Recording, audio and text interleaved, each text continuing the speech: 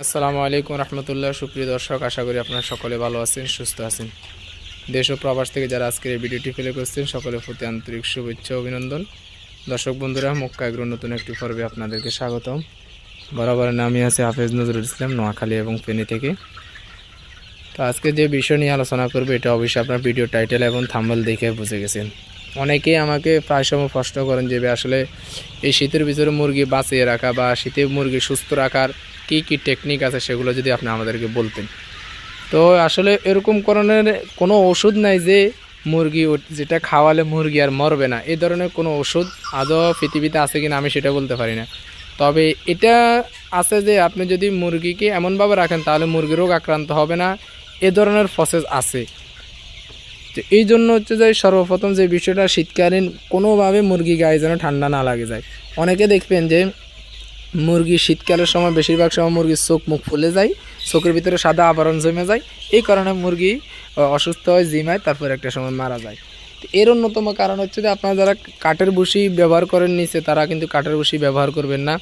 আর হচ্ছে যে অনেকে ঘরের ভিতরে অর্থাৎ পর্দা 24 ঘন্টা ফেলে রাখেন, যার কারণে মুরগি গ্যাস হয়ে যায়, পরে মুরগির চোখ মুখ নষ্ট হয়ে যায়। তো এই জন্য নিয়মিত লিটারগুলো পরিবর্তন করবেন, আর যাতে করে মুরগির ঘরে কোনোভাবে গ্যাস না হয়। গ্যাস হলে আপনার এই সমস্যাটা দেখা দিবে।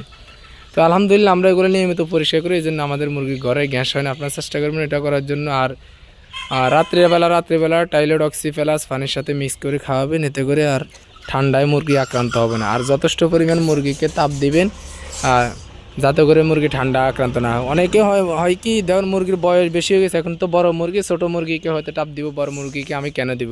কিন্তু আপনি একটা জিনিস খেয়াল করেন, ছোটো মানুষের বাচ্চা যেরকম শীতে আক্রান্ত হয়, মুরব্বীরাও কিন্তু শীতে আক্রান্ত হয়। সেই জন্য আপনাকে অবশ্যই বড় মুরগি হোক ছোটো মুরগি হোক শীতে পর্যাপ্ত পরিমাণে তাপ দিতে হবে।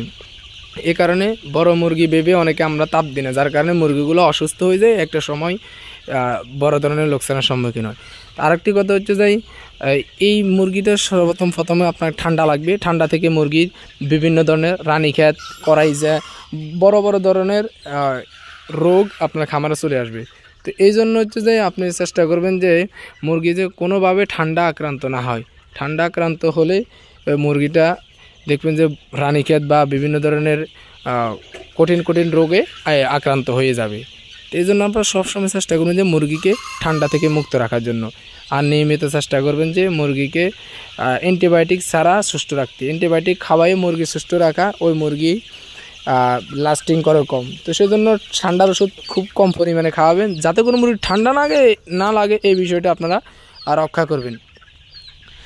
আর আমরা অনেকে মুরগির অ্যান্টিবায়োটিক ছাড়া কোনো উপায় নাই, আমরা অনেকে মুরগিকে অ্যান্টিবায়োটিক ওষুধ ব্যবহার করি। অ্যান্টিবায়োটিক ছাড়া যে আপনি মুরগি লালন পালন করবেন, আমি যে কথাটা বলছি ওইটাও কিন্তু অসম্ভব। অ্যান্টিবায়োটিক ছাড়া কিন্তু লালন পালন করা যাবে না। তো অ্যান্টিবায়োটিক দিলে আপনারা চেষ্টা করবেন যে মুরগিকে লিভার টনিক খাওয়াতে, কিডনি টনিক খাওয়াতে, মুরগিকে প্রোবায়োজম অর্থাৎ ক্ষুধামন্দ দূর করার জন্য।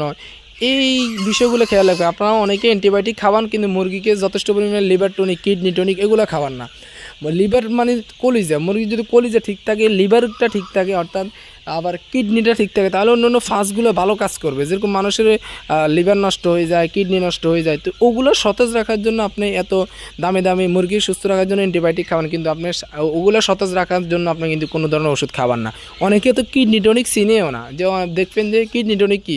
কিডনি টনিক মুরগি কিডনিকে সুস্থ রাখার জন্য আপনাকে অবশ্যই কিডনি টনিক ব্যবহার করতে হবে। তো এই জন্য লিভার টনিক, কিডনি টনিক এগুলো আপনার মুরগিকে সুস্থ রাখতে অনেক হেল্প করে। এগুলো মাঝে মধ্যে কোনো রোগ ছাড়াই খাওয়াবেন, তাহলে মুরগির যখন কিডনিটা সতেজ থাকবে, ভালো থাকবে, শক্তিশালী থাকবে, তখন জীবাণুর বিরুদ্ধে, রোগের বিরুদ্ধে সে লড়াই করতে পারে। যখন রোগ আসবে সে তখন হচ্ছে যাই ওই কিডনিটা সুস্থ সবল থাকার কারণে তারা রোগে আক্রান্ত করতে পারবে না। আরেকটা বিষয় হচ্ছে যাই মাঝে মধ্যে অ্যান্টিভাইরাল ইউজ করবেন। অ্যান্টিভাইরাল অনেকে চিনেও না। অ্যান্টিভাইরাল হচ্ছে যে যা জীবাণুর বিরুদ্ধে কাজ করে, অর্থাৎ আপনার খামারে যদি আশেপাশে কোনো খামারে রোগ চলে, এই সময় যদি আপনার খামারের রোগটা আসতে পারে, অর্থাৎ প্রথমে একটা মুরগিকে ধরলো, তারপর আরেকটাকে ধরলো, এভাবে এই ছড়াই যায় রোগটা। তো আপনারা চেষ্টা করুন যে অ্যান্টিভাইরাল খাওয়াইতে। অ্যান্টিভাইরাল খাওয়াই দিলে হয় কি, যে রোগটা যে মুরগি গায়ে আছে ওই মুরগি গায়ে থাকবে, ওটা আর ছড়াবে না, এরকম। তো এই জন্য মাঝে মধ্যে খামারে অ্যান্টিভাইরাল খাওয়ালে হয় কি, যদি কোনো ধরনের জীবাণু আসে ওটা জীবাণুটা মারা যায়, অথবা ওটা আর বংশ বিস্তার করতে পারে না। তো সেই জন্য মাঝে মধ্যে খামারে অ্যান্টিভাইরাল খাওয়াবেন। অ্যান্টিভাইরাল অনেকে আবার চিনেও না। আর একটা যে মাঝে মধ্যে খামারে পিএস খাওয়াবেন, মুরগিকে আপনি ওষুধ খাবান, খাদ্য খাবান। আমরা যেরকমভাবে সাধারণত গ্যাস্ট্রিকের ওষুধ খাই অ্যান্টিবায়োটিক ওষুধের সাথে সাথে, এই জন্য মাঝে মধ্যে পিএস খাওয়াবেন। অনেক মুরগি দেখবেন যে পাতলা পায়খানা করে, মুরগি সুস্থ কোনো অসুবিধা নেই, দেখবেন পাতলা পায়খানা করে, অথবা দেখছেন যে মুরগিটা হালকা দুর্বল কিন্তু খাবার খাচ্ছে সব ঠিক আছে, এই আপনি একটু পিএস অ্যাসিড এটা খাওয়ালে মুরগির ভিতরে ধরনের জলাশয় কোনো ধরনের মাকড়সা যেরকম বাসা আমাদের, রোগে যেরকম বাসা আমাদের, ওইটা থেকে আপনি নিষ্কাশন বা দূর করতে পারেন। তো মাঝে মধ্যে পিএস খাওয়াবেন, মাঝে মধ্যে টক্সিন ব্যান্ডার অর্থাৎ 2+ টক্সিন ব্যান্ডার যে ওষুধগুলো আছে ওগুলো খাওয়াবেন। টক্সিন ব্যান্ডার হলে যে বিষ, আপনার বিষটা খাওয়ালে হয় কি দেখা গেছে মুরগিকে আপনি ফিড খাওয়াচ্ছেন, পানি খাওয়াচ্ছেন, এটার সাথে কত ধরনের জীবাণু তার ভিতরে ঢুকছে। তো মাঝে মধ্যে যে আপনার টক্সিন ব্যান্ডার খাওয়াইতেন তাহলে ওই বিষে ওই জীবাণুটাকে আপনাকে কেটে ফেলবে। হ্যাঁ, এটা মুরগির জন্য এটা আলাদা এক ধরনের বিষ। তো এই জন্য মাঝে মধ্যে এগুলো খাওয়াবেন। তো আশা করছি এভাবে পদ্ধতিগুলো অবলম্বন করে শীতে আপনার কোনোভাবে মুরগি অসুস্থ হওয়ার সম্ভাবনা নাই ইনশাল্লাহ। তাই হোক, সকলে ভালো থাকবেন, সুস্থ থাকবেন, সকলের সুস্থতা কামনা করে এখানে বিদায় নিচ্ছি। আল্লাহ হাফিজ। আসসালামু আলাইকুম ওয়া রাহমাতুল্লাহি ওয়া বারাকাতুহু।